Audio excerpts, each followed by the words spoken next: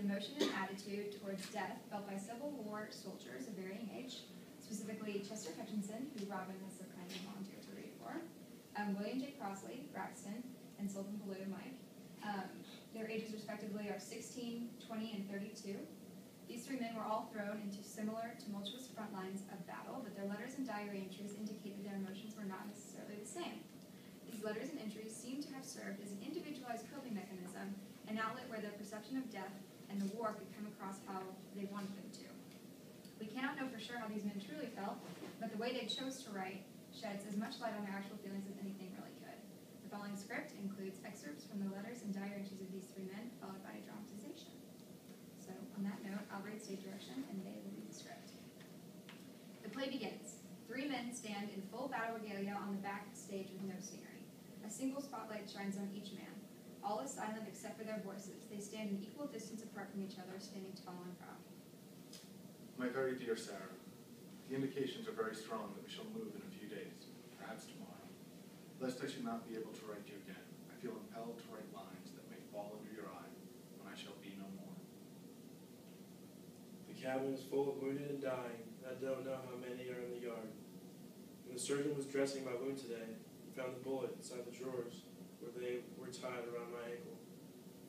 Oh, but wasn't I lucky? I arrived at this place last evening after lying in the field hospital for 2 weeks. I was wounded in the second day's fight, shot through the left lung, ball entering my left arm, coming out of the back. Our movement may be one of a few days' duration, and full of pleasure, and it may be one of severe conflict and death to me. Not my will, but thine, O God, be done. If it is necessary that I should fall back on the battlefield for my country, I am ready. I have no misgivings about or lack of confidence in the cause in which I am engaged, and my courage does not halt or falter.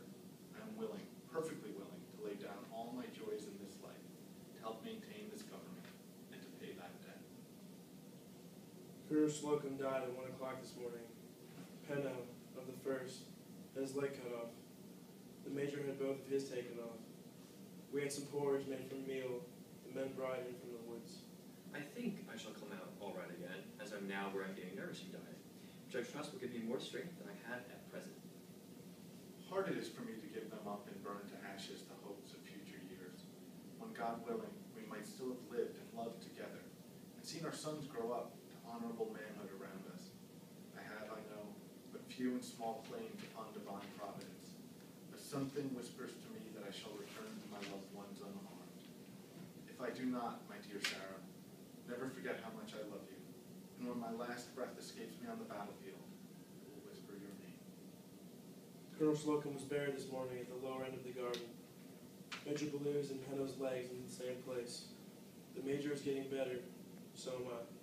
As the men were going past me here with the colonel's body, I was allowed to cut a button from his blouse. I haven't yet.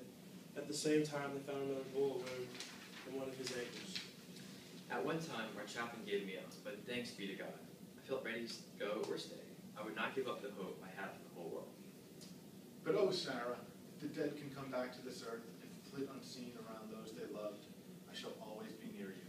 In the brightest day and in the darkest night, amidst your happiest scenes and gloomiest hours, always, always. And if there be a soft breeze upon your cheek, it shall be my breath. Or the cool air fans your throbbing temple, it shall be my spirit passing by. Had ham and bread for dinner right from the field, and gruel for supper. T.O.H. Carpenter, another of my friends, and of my company, died today up at the church. I kept the Bible he gave me through all my troubles. The law passed right under me. This is written by my friend, lying by my side, wounded slightly in the right hand. Sarah, do not mourn me dead. Think I am gone and wait for me, for we shall meet again. No bread today, only gruel. McCann of Newport died. I remain your friend, Chester Hutchinson. Oh, Sarah, I wait for you there. Come to me and lead thither my children. Stage direction. The spotlight on Ballou goes off in a flash. Crossley finishes reading his entries after a few moments of silence. Major Ballou died this p.m., gruel for supper, with a fierce tempest. After a few moments of darkness, the spotlights on the three men turned back on. Ballou was standing slightly more downstage while Crossley and Hutchinson were standing slightly more upstage than before. After a long day of fighting and several days after of attempted recovery, I succumbed to the wounds inflicted at Bull Run. My leg was severed from a cannonball, simultaneously killing my horse, and the remainder of my leg was amputated that night. The medics did all they could for me and the 93 other men that were mortally wounded. Still, such is war. I worry for the well-being of my family, my sweet wife Sarah, and our boys. I also worry for my cause, that of universal freedom in the country I so loved.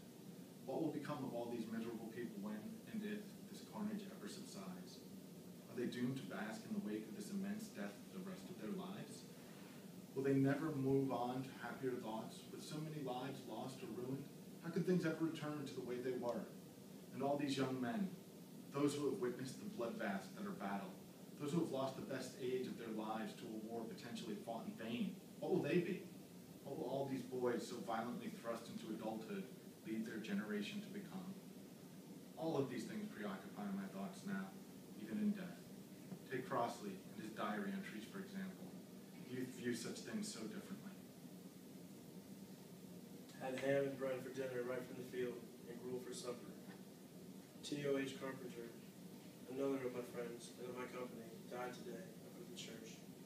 Baloo contemplates what Crossley has just said and, in a voice that starts as pensive and becomes angry, says, He mentions this death as though it holds no greater importance than the daily gruel or the lack of bread for the day. What goes on in a mind like this in regard to death? While I fret and toil, I would not give up the hope. I have hope. a man a mere 20 years old writes to a friend of his wounds and his odds of survival. The optimism expressed in that letter was immensely uncommon, let me assure you. It certainly is hard to see a man with an attitude like that from my vantage point. Optimism will do him no good. He acts like death is a thing one can choose. Did I choose to die? Did I think now was my time to go, to abandon my family? Oh, the things I would change if I could. My family, my poor, poor family. Baloo puts his face in his hands as he's overcome with emotion. After a few moments, he regains his composure and looks out into the audience with an unfocused stare, clearly deep in thought. Hutchinson and Crossley step out of the spotlight in unison. They are both lost in darkness.